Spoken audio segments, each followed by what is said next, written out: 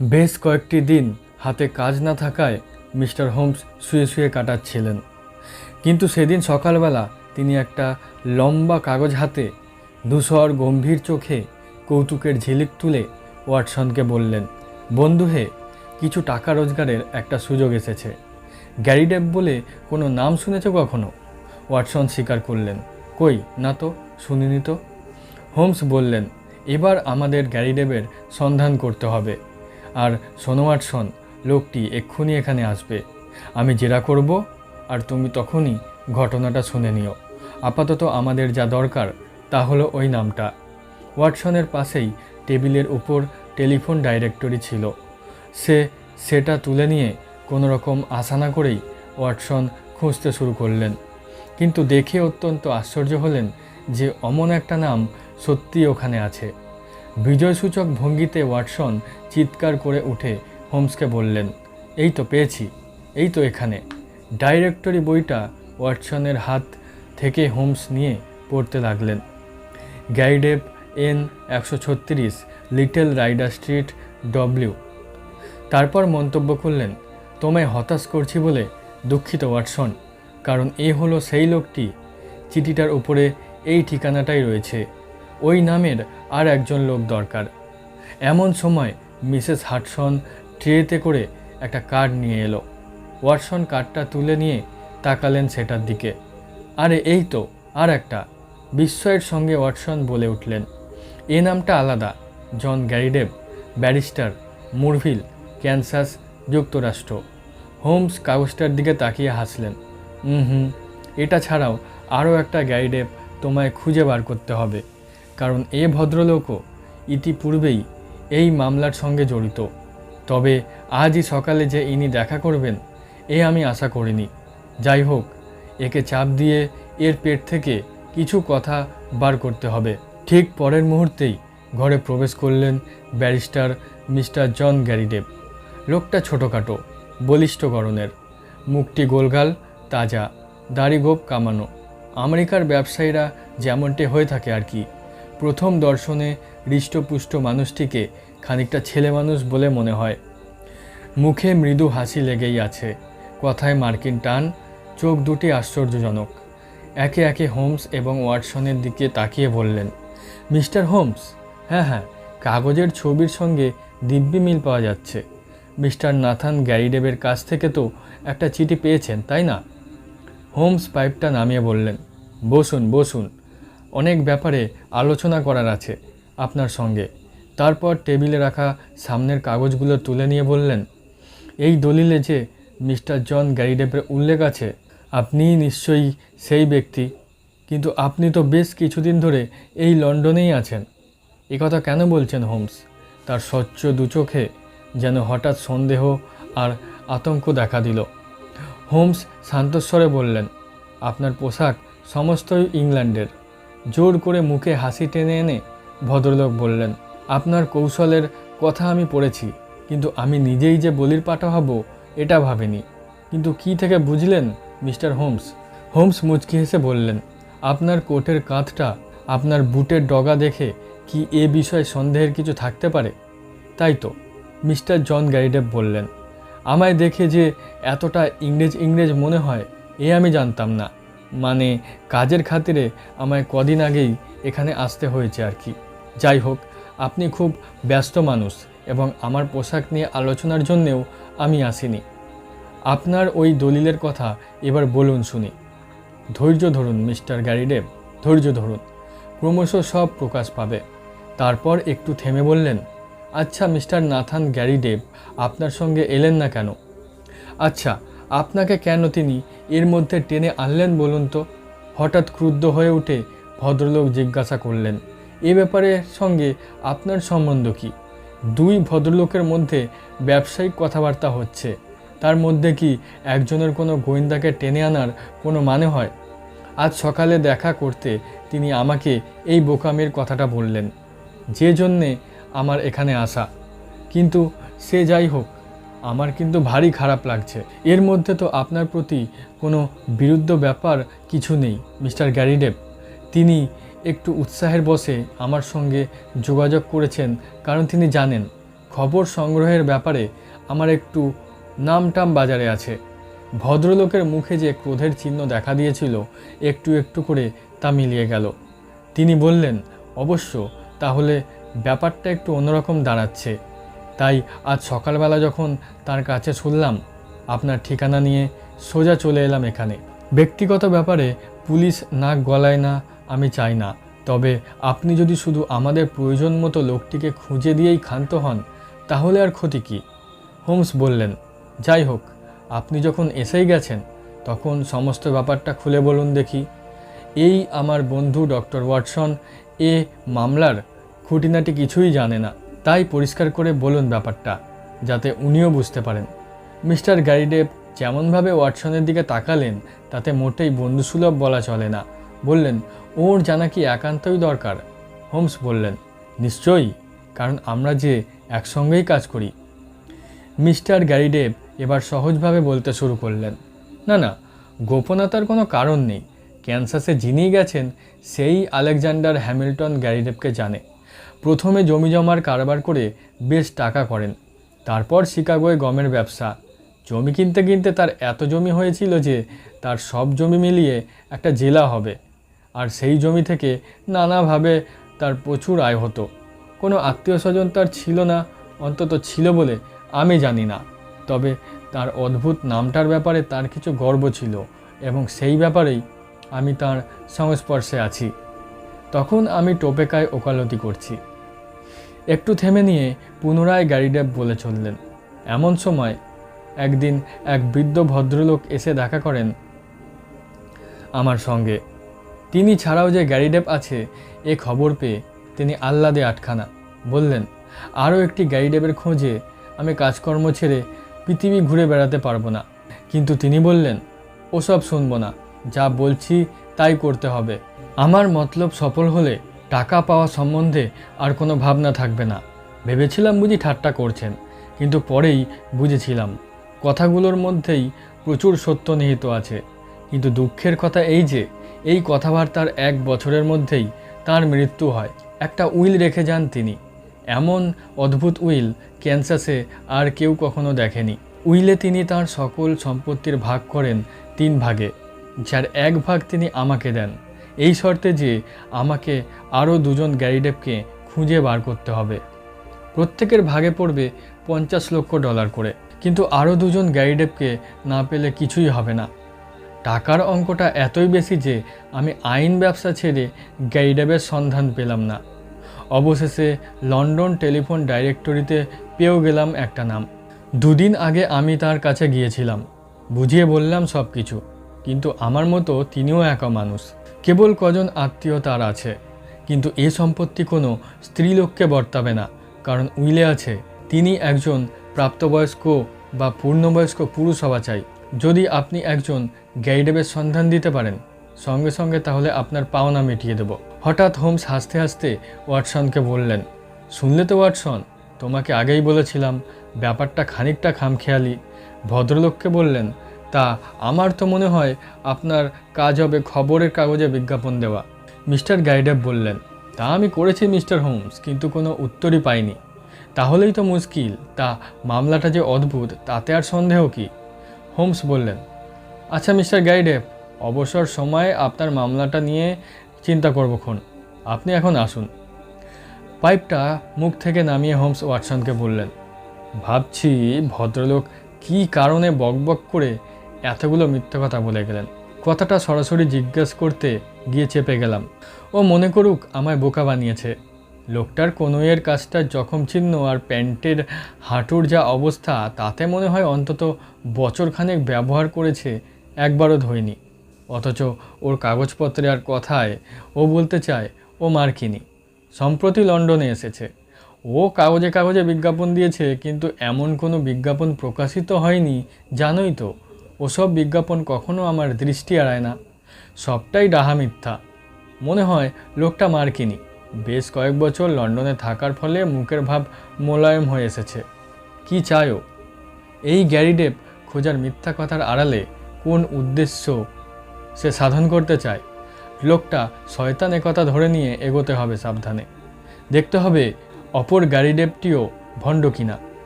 দেখো তো একটা ফোন করে তাকে, ওয়াটসন। ফোন করতে একটা সরু কাঁপা গলার আওয়াজ ওয়াটসনের কানে এলো। হ্যাঁ হ্যাঁ, আমি নাথান গাইডে। মিস্টার হোমস আছেন কি? তার সঙ্গে একটু কথা বলতে চাই। ফোনটা নিলেন হোমস।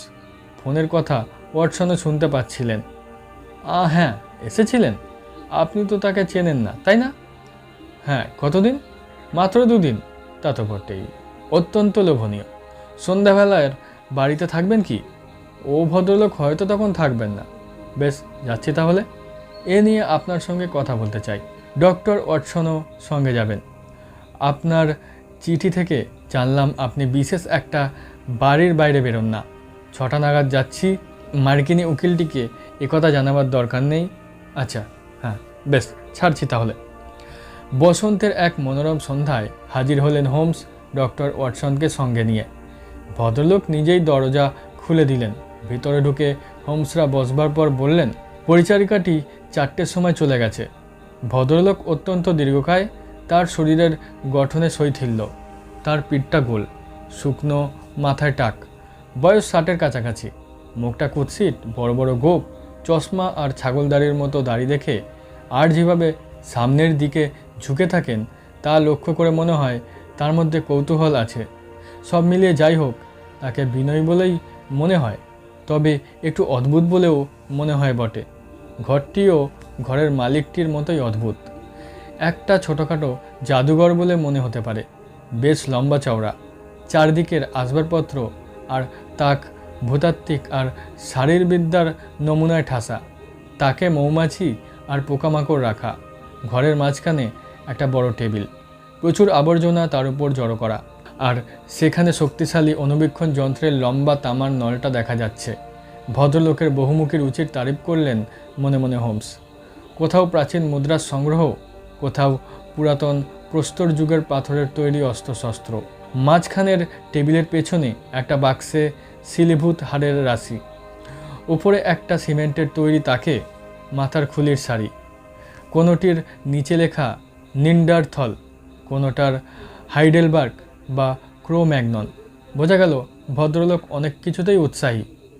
হোমসদের সামনে দাঁড়িয়ে রইলেন। তিনি একটি শ্যাময় চাদর হাতে করে, যা দিয়ে একটা মুদ্রা পালিশ করছিলেন। মুদ্রা তুলে ধরে বললেন, সিরাকিউস যখন উন্নতির শিখরে তখনকার এটা। শেষের দিকে অধঃপতন হয় তাদের। আরও সব জিনিস দেখাতে লাগলেন। কৌতূহলী দৃষ্টিতে হোমস চারিদিকে তাকাতে তাকাতে বললেন, আপনি কি একেবারেই বাড়ি থেকে বেরোন না? ভদ্রলোক বললেন, মাঝে মাঝে যাই সোথ বি ক্রিস্টির ওখানে। তাছাড়া আমি পারতপক্ষে ঘর থেকে বেরোই না। বিশেষ শক্ত সামর্থ্য আমি নই, আর আমার গবেষণায় আমি সবসময় ডুবে রয়েছি। তাই আপনি বুঝবেন মিস্টার হোমস কি সাংঘাতিক একটা আঘাত। সুসংবাদ হলেও আঘাত তো বটে। পেলাম যখন এই মহা সৌভাগ্যের খবর এলো। গ্যারিডেভ নামের আর একজন লোক হলেই হলো, এবং পাওয়া যাবে নিশ্চয়ই। আমার এক ভাই ছিল, কিন্তু সে মারা গেছে, এবং স্ত্রীলোক হলে চলবে না।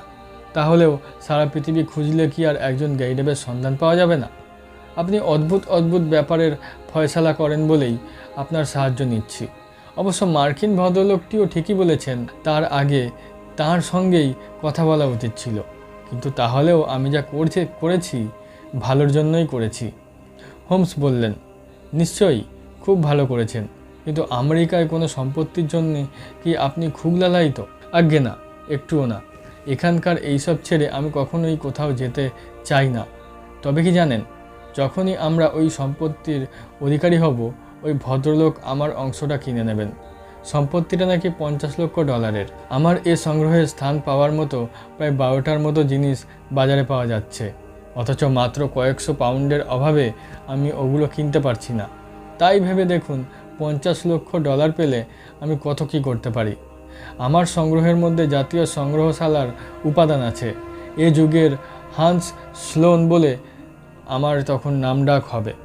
বড় বড় চশমার অন্তরালে তার দু চোখ জলজল করে উঠল। বোঝা গেল নিশ্চয়ই তিনি তার একজন গ্যারিডেভকে খুঁজে বার করবার যথাসাধ্য চেষ্টা করবেন। হোমস বললেন, আমি এসেছি আপনার সঙ্গে আলাপ করার জন্যে। আপনার কোনো কাজে আমি বাধা দেব না। মক্কেলের সঙ্গে সরাসরি কথা বলাই আমার অভ্যাস। আপনার বিবৃতি অত্যন্ত পরিষ্কার এবং মার্কিন ভদ্রলোকটির বিবৃতিতে যা কিছু ফাঁক ছিল তাও ভরে গেল। তাই বিশেষ প্রশ্ন আপনাকে কিছু করার নেই। আচ্ছা, এই সপ্তাহের আগে তো আপনি ওই ভদ্রলোককে চিনতেন না, তাই না? হ্যাঁ, গত মঙ্গলবারেই তিনি আমার সঙ্গে দেখা করতে আসেন। হোমস বললেন, তার সঙ্গে যে আমার কথা হয়েছে একথা তিনি আপনাকে বলেছেন? ভদ্রলোক বললেন, হ্যাঁ, আপনার ওখান থেকে সঙ্গে সঙ্গে ফিরে আসেন তিনি। খুব রেগে গেছেন ভদ্রলোক, বোধহয় আঁতে ঘা লেগেছে। হোমস বললেন, এই যে আমরা টেলিফোন করে এলাম সে কথা কি উনি জানেন? ভদ্রলোক সংক্ষেপে বললেন, হ্যাঁ। চিন্তায় ডুবে রইলেন কিছুক্ষণ হোমস, তারপর হঠাৎ বললেন, আচ্ছা, কোনো বিশেষ দামি জিনিস কি আপনার কাছে আছে? না, আমি বড়লোক নই, তবে আমার সংগ্রহে অনেক ভালো জিনিস আছে, তবে সেগুলো খুব মূল্যবান নয়। হোমস বললেন, চুরি ডাকাতির ভয় নেই আপনার? না, একেবারেই না, ভদ্রলোক বললেন। কতদিন হলো আপনি এখানে আছেন? হোমস জিজ্ঞাসা করলেন। প্রায় 5 বৎসর, ভদ্রলোকের ছোট্ট উত্তর। এমন সময় হোমসের জেরার মাঝখানে দরজার কড়া নাড়ার শব্দ হতেই মিস্টার নাথান গ্যারিডেভ দরজা খুলতেই মিস্টার জন গ্যারিডেভ অত্যন্ত উত্তেজিত অবস্থায় ঝড়ের বেগে ঘরে ঢুকলেন।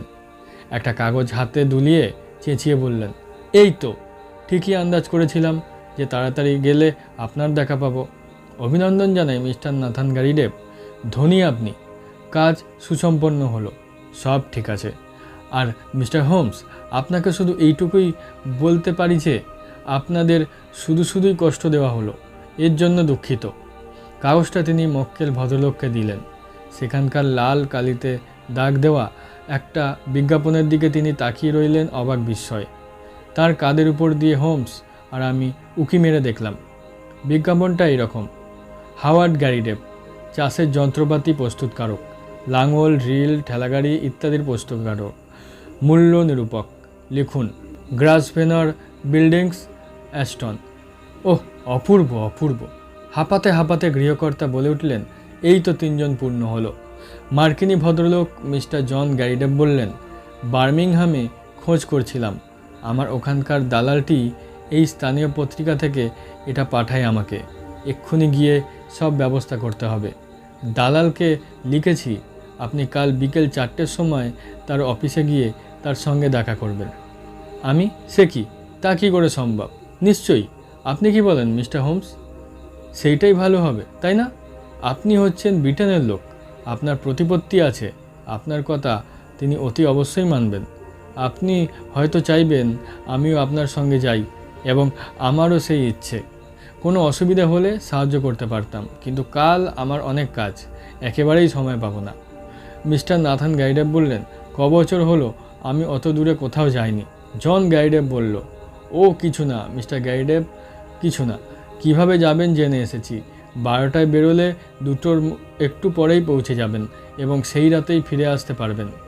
আপনার কাজ হবে ভদ্রলোকের সঙ্গে দেখা করে ব্যাপারটা বুঝিয়ে বলা, আর তিনিই যে সেই ব্যক্তি এই মর্মে শপথপত্রে সই করিয়ে নেওয়া। তারপর একটু উত্তেজিত হয়ে বললেন, ভেবে দেখুন তো, কোন মধ্য আমেরিকা থেকে আমি এসেছি, আর আপনি এই ব্যাপারের জন্যে মাত্র 100 মাইল পথ যেতে পারবেন না। হোমস বললেন, ঠিকই তো, আমার তো মনে হয় ইনি কিছু অন্যায় বলছেন না। কাঁধ সাখিয়ে অশান্তভাবে নাথান গ্যারিডেভ বললেন, তা নিতান্তই যদি চান তো যেতেই হবে। আপনাকে বিমুখ করা আমার পক্ষে কঠিন। প্রচুর আশার আলো আপনি আমার জীবনে এনেছেন। হোমস বললেন, তাহলে সেই কথাই রইল। আশা করি যত তাড়াতাড়ি সম্ভব আমায় খবর দেবেন। আচ্ছা, বলে মার্কিনী ভদ্রলোক একবার ঘড়ির দিকে তাকিয়ে মিস্টার নাথান গ্যারিডেভকে বললেন, এবার আমায় যেতে হচ্ছে। কাল এসে আপনাকে বার্মিংহামে গাড়িতে তুলে দেব, কেমন? আমার পথে যাবেন নাকি মিস্টার হোমস? যখন শুনলেন না, তখন ভদ্রলোক ঝটপট বললেন, চলি তাহলে, বিদায়। ওয়াটসন লক্ষ্য করলেন মার্কিনী ভদ্রলোক চলে যাওয়ার পর হোমসের মুখে যে মেঘ জমছিল তা কেটে গেল। হোমস বললেন, আপনার সংগ্রহটা একটু দেখতে চাই মিস্টার গ্যারিডেভ। আমার যা জীবিকা তাতে যে কোনো বিষয় সম্বন্ধেই কিছু খবর কানে আসে, এবং আপনার ঘরটা তো তার ভাণ্ডারই বলা চলে। খুশিতে ঝলমলিয়ে উঠলেন মিস্টার নাথান গ্যারিডেভ। বললেন, আপনাকে অত্যন্ত বুদ্ধিমান বলেই চিরদিন শুনে এসেছি মিস্টার হোমস। আপনার যদি সময় থাকে তো আসুন না, ঘুরে ফিরে সব কিছু দেখবেন। দুঃখের বিষয়, সময় সত্যিই নেই মিস্টার গ্যারিডেভ। হোমস বললেন। তবে নমুনাগুলো এতই সুন্দরভাবে সাজানো আর লেবেল লাগানো যে আপনার আর বুঝিয়ে বলতে হবে না। কাল যদি দেখতে আসতে পারি তো নিশ্চয়ই আপনার আপত্তি হবে না। একটুও না, আপনাকে স্বাগত জানাই সব সময়। অবশ্য বাড়িটা বন্ধ থাকবে, তবে মিসেস সন্ডাস বেলা 4টে পর্যন্ত নিচের ঘরে থাকবে, আপনাকে চাবি খুলে দেবে। হোমস বললেন, কাল বিকেলবেলায় আমার বিশেষ কাজ নেই। মিসেস সন্ডাসকে যদি একটু বলে রাখেন ভালো হয়। আচ্ছা, কার মারফত আপনি এই বাড়ি ভাড়া নেন? হাসতে হাসতে হোমস বললেন, মানে আমিও একজন খানিকটা আপনার মতো কিনা, তাই পুরনো বাড়ির ব্যাপারে কিছুটা কৌতূহল আমার থাকাই স্বাভাবিক। এটা কি রানী অ্যান এর না জর্জিয়ান? ভদ্রলোকের সংক্ষিপ্ত উত্তর, জর্জিয়ান নিঃসন্দেহে। হোমস বললেন, তা ঠিকই, তবে আরও একটু পুরনোই মনে করা উচিত ছিল। যাই হোক, এ তো সহজেই যাচাই করা যেতে পারে। আচ্ছা, বিদায় গাইডেপ। আশা করি আপনার এই বার্মিংহাম সফর সাফল্যমণ্ডিত হবে। বাড়ির দালানের ঠিকানা কাছেই, হলওয়ে অ্যান্ড স্টিল। বন্ধ দেখে হোমসরা বেকার স্ট্রিটে ফিরে এলেন। ডিনারের পর হোমস বললেন, আমাদের মামলা শেষ পর্যায়ে পৌঁছেছে। ওয়াটসনকে ইঙ্গিত করে বললেন, নিশ্চয়ই তুমি মনে মনে এর সমাধানটা আন্দাজ করতে পেরেছ? ওয়াটসন সহজভাবে উত্তর দিলেন, না, আমি এই মামলার লেজামুড়ো কিছুই বুঝতে পারছি না। হোমস সকৌতুকে বললেন, কেন? মুড়োটা তো দিব্যি পরিষ্কার, আর লেজাটা তো কালই দেখা যাবে। আচ্ছা, বিজ্ঞাপনটার ব্যাপারে কিছু অদ্ভুত লক্ষ্য করেছ? ওয়াটসন বললেন, লাঙল কথাটা ভুল বানানে লেখা হয়েছে। হোমস সল্লাসে বললেন, বাহ, লক্ষ্য করেছ তাহলে? দিব্যি উন্নতি হচ্ছে তোমার। হ্যাঁ, বানানটা ইংরাজি মতে ভুল সন্দেহ নেই, কিন্তু আমেরিকান মতে ভুল নয়। ছাপাখানা যেমনটি বানান পেয়েছে হুবহু তাই ছেপে দিয়েছে। এইরকম আরও আছে, অর্থাৎ বিজ্ঞাপনটা পুরোদস্তুর মার্কিনি, অথচ কোনো ব্রিটিশ ব্যবসায়ীর দেওয়া বলেই চালানো হচ্ছে। এ থেকে কি বুঝতে হবে? ওয়াটসন বললেন, সম্ভবত মার্কিনি ওই ভদ্রলোক মিস্টার জন গ্যারিডেভ নিজেই ওটি ছাপিয়েছেন, কিন্তু কোন উদ্দেশ্য সাধনের জন্যে তা আন্দাজ করতে পারছি না। হোমস বললেন, এই সিলিভূত মানুষটিকে, মানে মিস্টার নাথান গ্যারিডেভকে বার্মিংহামে পাঠানোর জন্যে যে তিনি খুব ব্যস্ত, এটা বোঝা যাচ্ছে স্পষ্ট। ওকে বলে দিতে পারতাম যে বৃথাই উনি এই সফর করছেন, কিন্তু ভেবে দেখলাম তাকে যেতে দিয়ে মার্কিনী ভদ্রলোকের অনুকূলে নিয়ে যাওয়াটাই ভালো। ওয়াটসন, আগামীকালই। আচ্ছা, আগামীকালের কথা আগামীকালই হবে। সকালবেলা উঠে হোমস বেরিয়ে পড়েছিলেন। লাঞ্চের সময় যখন ফিরলেন, ওয়াটসন দেখলেন তার মুখে অত্যন্ত গম্ভীর হয়ে উঠেছে। মুখ খুললেন হোমস, বললেন, জানো ওয়াটসন, যতটা ভেবেছিলাম ব্যাপারটা তার চেয়ে অনেক বেশি গুরুতর। তোমাকে বলাটা জরুরি। জেনে রাখো, সামনে অনেক সমূহ বিপদ, খুব সাবধান। ওয়াটসন বললেন, কিন্তু এই তো প্রথম নয় হোমস, আগেও আমরা একত্রে বিপদের মুখোমুখি হয়েছি। এবারের বিপদটা ঠিক কী ধরনের? এ একটা খুব শক্ত মামলা, হোমস বললেন। ব্যারিস্টার মিস্টার জন গ্যারিডেভকে আমি শনাক্ত করেছি। স্বয়ং কিলার ইভান্স সে। প্রচুর বদনাম আর কুকর্মের জন্য বিখ্যাত। স্কটল্যান্ড ইয়ার্ডে গেছিলাম বন্ধু লেস্টারের সঙ্গে দেখা করতে। ওদের মধ্যে কল্পনা প্রয়োগের অভাব যতই থাকুক, পরিপাটি সুশৃঙ্খল খবর পরিবেশনের ব্যাপারে পৃথিবীতে জুড়ি নেই ওদের। আমার মনে হয়েছিল মার্কিনী ভদ্রলোক জন গ্যারিডেভের সন্ধান ওখানে মিলবেই। শয়তানদের ফটো গ্যালারি দেখতে দেখতে চোখ পড়ল ওর ফুলো ফুলো গাল নিয়ে আমার দিকে তাকিয়ে হেসে ওঠা। জেমস ওয়াল্টার ওরফে মোরক্রফট ওরফে কিলার ইভান্স, এই কথাগুলো ছবিটার নিচে লেখা। তারপর পকেট থেকে একটা খাম বার করে বললেন, তার সম্বন্ধে কিছু খবর লিখে এনেছি। বয়স 44, শিকাগোর বাসিন্দা। যুক্তরাষ্ট্রে 3 ব্যক্তিকে গুলি করেছে। সংশোধনের জন্যে তার বিশেষ কয়েদের ব্যবস্থা হয়েছিল। রাজনৈতিক প্রভাবে সে মুক্তি পায়। 1893 সালে লন্ডনে আসে। 1895 জানুয়ারিতে ওয়াটারলু বোর্ডের এক নৈশ ক্লাবে তাস খেলার সময় এক ব্যক্তিকে গুলি করে। লোকটি মারা যায়, কিন্তু হয় সে জালিয়াত রোজার প্রেসকট হিসেবে কিলার ইভান্স ছাড়া পায় 1901 খ্রিস্টাব্দে। সেই থেকে পুলিশের নজরে আছে, কিন্তু যতদূর জানা গেছে এতদিন সৎভাবেই জীবনযাপন করে এসেছে। অতি সাংঘাতিক মানুষ, সর্বদাই মারণযন্ত্র নিয়ে ফেরে এবং তা ব্যবহার করতেও ইতস্তত করে না। হেন ব্যক্তিটি হলো আমাদের পাখি, দিব্যি খেলুড়ে পাখি, নিশ্চয়ই স্বীকার করবে তুমি। ওয়াটসন বললেন, ওর উদ্দেশ্যটা কি? হোমস সহজভাবে বললেন, সেটাও আপনা থেকেই পরিষ্কার হয়ে আসছে। দেখা করেছিলাম বাড়ির দালালদের সঙ্গে। শুনলাম মক্কেলটি 5 বছর হলো সেখানে ভাড়াটিয়া হিসাবে বাস করছেন এবং তার আগে বাড়িটা বছরখানেক খালি পড়েছিল। তার আগে থাকতেন এক বিশিষ্ট ভদ্রলোক, নাম তার ওয়ালটন। তার চেহারা ওদের অফিসের অনেকেরই মনে আছে। হঠাৎ নিখোঁজ হয়ে যান তিনি।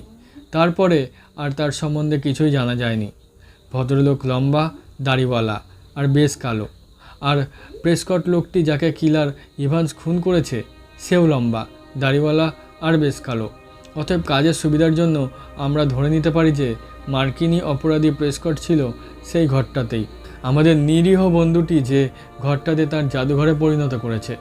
সুতরাং বুঝতেই পারছো যে শেষ পর্যন্ত একটা কার্যকারণ গোছের সম্পর্ক তৈরি করা গেল। ওয়াটসন বললেন, কিন্তু পরবর্তী সূত্র সব কোথায়? হোমস ড্রয়ার থেকে একটা রিভলভার বার করে ওয়াটসনের হাতে দিয়ে বললেন, আমাদের তৈরি থাকতে হবে। মিস্টার জন গাইডেব যদি তার পুরনো অপকীর্তির পরিচয় দিয়ে তার নাম সার্থক করার চেষ্টা করে, তো তার জন্যে আমাদের তৈরি থাকতে হবে বই কি। ঘণ্টাখানেক সময় দিচ্ছি, একটু ঝিমিয়ে না ওয়াটসন, তখন রাইভার স্ট্রিট অভিযানে বেরোবার সময় হবে। মিস্টার নাথান গাইডেবের অদ্ভুত বাড়িতে হোমসরা যখন পৌঁছলেন, মিসেস সন্ডার্স তখন চলে যাবার জন্য তৈরি হচ্ছিল। কোনো রকম দ্বিধা না করে হোমসদের প্রবেশ করতে দেওয়া হয়েছিল। হোমস কথা দিয়েছিলেন সন্ডার্সকে যে যাবার আগে নিশ্চিত হয়ে যাবেন যে সব ঠিকঠাক আছে। কিছুক্ষণ পরেই বাইরের দরজাটা বন্ধ হলো। জানলা দিয়ে তার মাথার টুপিটা হোমসদের চোখে পড়ল। বোঝা গেল তারা ছাড়া এ বাড়িতে নিচের তলায় আর কোনো লোক নেই। হোমস তাড়াতাড়ি ঘরগুলো পরীক্ষা করতে শুরু করলেন। এক অন্ধকার কোণে একটা তাক, দেয়াল থেকে খানিকটা তফাতে। শেষ পর্যন্ত হোমসরা সেটার পেছনে গুড়ি মেরে রইলেন। হোমস তার মতলবটা জানালেন, বললেন, ভদ্রলোকটিকে এখান থেকেও সরাতে চাইছে, এটা দিব্যি পরিষ্কার। অথচ ভদ্রলোক কিছুতেই বেরোবে না। তাই সেই উদ্দেশ্যে তার এই মতলব, এবং গাইডেবের ব্যাপারটা উদ্ভাবনার কারণ, এছাড়া আর কিছু নয়। এর মধ্যে একটা শয়তানি মতলব খেলা করছে ওয়াটসন। যদিও ভদ্রলোকটির এই অদ্ভুত নামটা এক আশাতীত সুযোগ ওর সামনে এনে দিয়েছে। অনেক বুদ্ধি খরচ করে ও মতলবটা ফেঁদেছে, কিন্তু উদ্দেশ্যটা কী ওর? ওয়াটসন জিজ্ঞাসা করলেন। সেইটাই এখন আমাদের জানতে হবে। তবে যতদূর বুঝেছি, তার সঙ্গে আমাদের মক্কেল মিস্টার নাথান গাইডেবের কোনো রকম সম্বন্ধ নেই। সম্বন্ধ আছে সেই ব্যক্তির সঙ্গে যাকে ও হত্যা করেছে। হয়তো সে ওর অপরাধ জগতের কোনো সহকর্মী ছিল। অপরাধমূলক কোনো গুপ্ত রহস্য আছে ওই ঘরটায় বলে আমার ধারণা। প্রথমটায় ভেবেছিলাম হয়তো এমন কিছু ওখানে ওই ভদ্রলোকের অজ্ঞাতসারে আছে যা কোনো বড় দরের অপরাধীর কাছে গুরুত্বপূর্ণ। কিন্তু কুখ্যাত রোজার প্রেসকট এখানে ছিল, এই খবরটা পাওয়ার পর মনে হচ্ছে কারণটা আরও গভীর। এখন কেবল ধৈর্য ধরে প্রতীক্ষা করা কখন সময় আসবে। সময়টা খুব তাড়াতাড়ি এসে গেল। বাইরের দরজার খোলা আর বন্ধ হওয়ার শব্দে হোমসরা ছায়ার মতো আরও ঘন হয়ে গেল। তারপর একটা চাবি ঘোরাবার ধাতব শব্দ, এবং পর মুহূর্তেই মার্কিন ভদ্রলোকটি ঘরে ঢুকলো। ঘরে ঢুকে তীক্ষ্ণ দৃষ্টিতে চারদিকে তাকিয়ে দেখে নিয়ে নিরাপত্তা সম্বন্ধে নিশ্চিত হলো। তারপর ওভারকোট খুলে চটপট এগিয়ে গেল ঘরের মাঝখানে রাখা সেই টেবিলটার দিকে।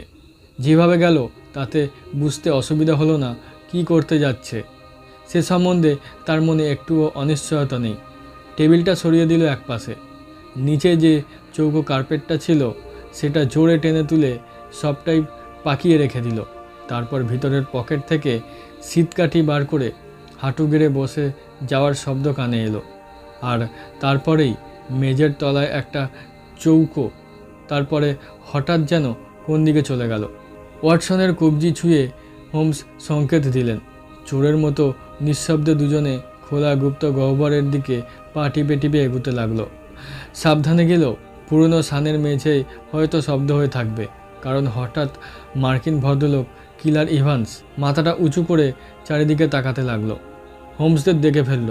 পরাজয়ের আর ক্রোধের ভাব তার মুখে ফুটে উঠল, এবং সেই মুখের ভাব ক্রমে কোমল হতে হতে শেষ পর্যন্ত পরিণত হলো সজ্জল হাসিতে, যখন সে দেখল দুটো রিভলভার তার মাথা লক্ষ্য করে উদ্ধত।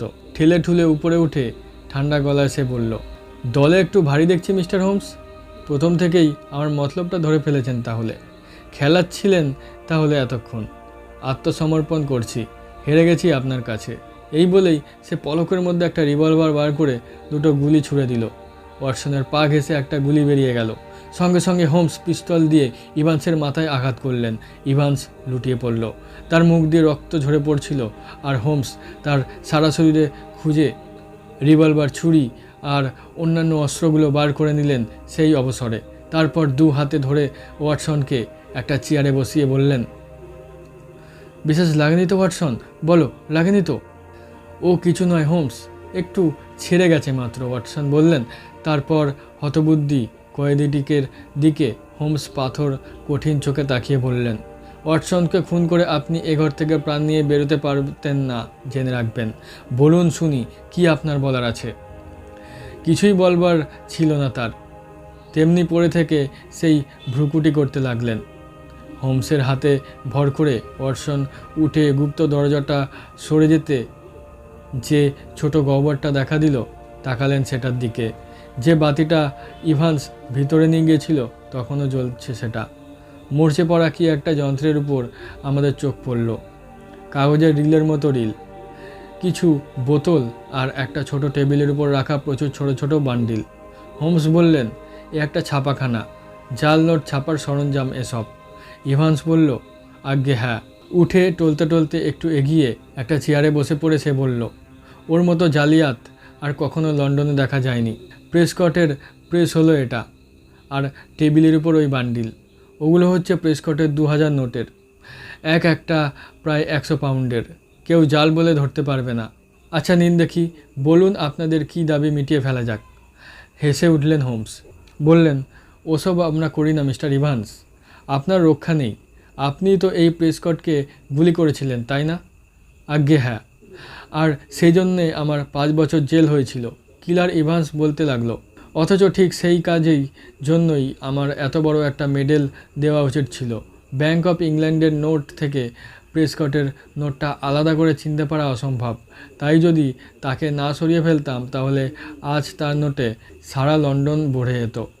আমি ছাড়া পৃথিবীতে আর কেউ জানে না কোথায় সে এই নোট ছাপতো। তাই আমি যে এখানে আসবার চেষ্টা করব, এতে আর আশ্চর্য হবার কি আছে? এবং যখন দেখলাম এই আতপাগলা পোকা শিকারী অদ্ভুত নামের লোকটা ঠিক ওটারই উপর বসে রয়েছে আর কিছুতেই ওখান থেকে নড়বার নাম করছে না, তখন আমি ওকে সরাবার চেষ্টা করে থাকি। তাহলে কি কিছু আশ্চর্য হবার কিছু আছে? হয়তো ওকে খতম করে ফেললেই বুদ্ধিমানের কাজ হতো, এবং কাজটাও মোটেই কঠিন ছিল না। কিন্তু আমার মনটা এমন নরম যে নিরস্ত্রকে গুলি করতে হাত ওঠে না। কিন্তু বলুন মিস্টার হোমস, কী অপরাধ আমি করেছি? না নোট ছেপেছি, না ওই লোককে মেরেছি। কী অপরাধে আমায় ধরতে পারেন আপনি? হোমস বললেন, এই আমার বন্ধুটিকে হত্যার চেষ্টা করেছেন, এই একটা অপরাধ তো দেখতে পাচ্ছি। যাই হোক, সেটা আমাদের কাজ নয়, সেটা পুলিশ বুঝবে। আপাতত স্কটল্যান্ড ইয়ার্ডে একটা খবর দাও তো ওয়াটসন। খবরটা পেলে ওরা খুশি হবে।